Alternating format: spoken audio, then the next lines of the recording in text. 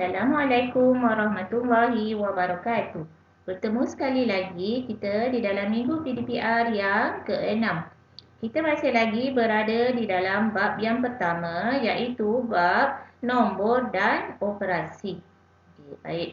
Untuk standard kandungan pembelajaran kita pada minggu ini, kita akan belajar mengenai menukar nombor dalam perpuluhan dan pecahan juta kepada nombor bulat dan sebaliknya.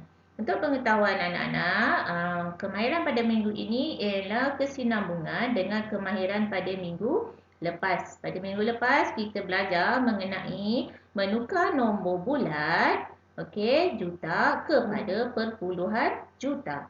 Jadi untuk kemahiran pada minggu ini ialah kita perlu belajar sebaliknya. Baik, mari kita lihat. Okey.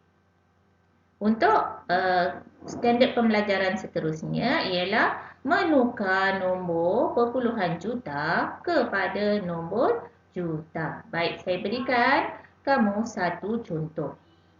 Okey, nombornya ialah 3.45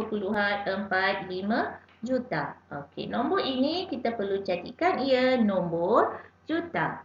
Okey, kesinambungannya kalau minggu lepas kita buat, kita perlu bahagi dengan 1 juta untuk dapat nombor perpuluhan.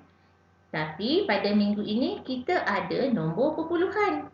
Tapi kita perlu jadikan nombor perpuluhan ini nombor bulat, nombor juta yang lengkap. Kalau minggu lepas kita bahagi, kesinambungan bagi bahagi ialah kita perlu darab. Okey, darab dengan nombor 1 juta. Okey.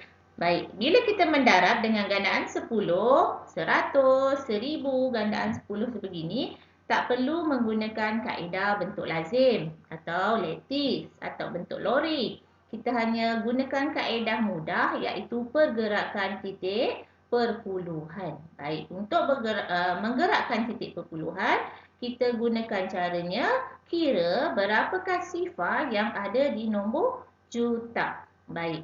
Kita kira ada 1, ada 2, 3, 4, 5 dan 6. Ada 6 sifar di nombor 1 juta. Jadi secara automatik kita tahu, faham kemahiran ini telah saya ajar daripada tahun 4, 5 dan 6. Kita perlu gerakkan titik perpuluhan sebanyak 6 kali pergerakan. Tetapi ke mana? Ke depan nombor 3.45 juta atau ke belakang nombor 3.45 juta. Mari kita lihat bagaimana pergerakannya. Okey, itu dia ke belakang. 1, 2, 3, 4, 5 dan 6. Jadi ada 6 pergerakan yang perlu kita lakukan ke belakang. Dan 2 anak panah itu telah berisi dengan nombor. Nombor apa dia? Nombor 4 dan 5. Jadi ada 4 lagi anak panah yang tidak berisi. Kita perlu letak dengan angka sifar. Baik, apakah hasilnya? Okey, nombor yang pertama 3, 4, 5. Ini nombor yang dah ada dalam 3.45 juta tadi. Jadi nombor sifar yang di belakang yang berwarna hitam itu ialah nombor yang perlu kita tambah kerana ada 4 anak panah yang kosong. Jadi nombornya ialah 3.450.000. Okey, ini contoh yang pertama. Mari kita lihat contoh yang kedua. Jika di depan titik perpuluhan tiada nombor. Baik. Okey, kemahiran yang sama tapi nombor yang berbeza. Okey, apakah nombornya? Okey, sifar perpuluhan 67. Jadi di depan titik perpuluhan itu tidak ada nombor. Masih konsep yang sama dengan 1 juta. Kita perlu darabkan. Okey, caranya masih sama. Kita kira berapa sifar di nombor 1 juta. Okey, ada 6 sifar. juga 6 anak panah ke belakang. Baik, ada 2, 3, 4, 5 dan 6. Baik, ada 6. Apakah nombor yang terhasil? Nombornya ialah 67, ada nombor yang atas tadi.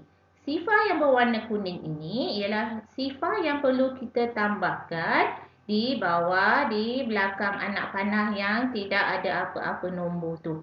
Jadi jawapan kita ialah 670,000. Okey, jadi nombor yang jika depan perpuluhan tak ada nombor seperti sifar, perpuluhan 67, nombor yang terhasil ialah dalam lingkungan ratus ribu, tidak sampai 1 juta. Okey, anak-anak, ini untuk kemahiran pada minggu ini, iaitu menukar nombor perpuluhan juta kepada nombor juta. Saya harap anak-anak boleh faham dan ingat kaedah yang saya terangkan pada kamu. Okey, itu saja anak-anak untuk minggu ini. Kita jumpa lagi pada slide yang akan datang. Assalamualaikum warahmatullahi wabarakatuh.